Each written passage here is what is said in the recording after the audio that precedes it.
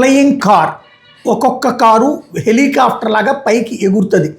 ఇది చైనాలో ట్రై చేస్తున్నటువంటి ఎక్స్పెంగ్ సంస్థ ఎయిర్ క్రాఫ్ట్ ఫ్లీట్ తాజాగా టెస్ట్ చేసింది.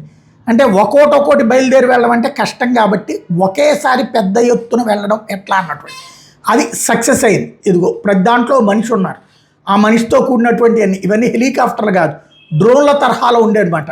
ఈ స్టైల్ ఆఫ్ ఫంక్షనింగ్ని ప్లాన్ చేశారు. ఇది సక్సెస్ అయితే ప్రపంచవ్యాప్తంగా ఇట్లాంటి ఫ్లయింగ్ కార్స్ అంటారన్నమాట. వీటిని కార్లు తరహాలోనే అనమాట.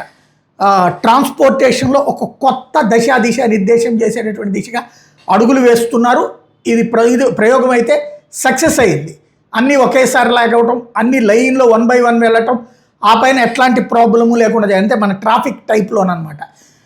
భవిష్యత్తులో ఈ దిశగా అడుగులు వేస్తామని సంస్థ చెబుతుంది. చైనా ప్రభుత్వం అనుమతిస్తే ముందుకు వెళ్తుంది.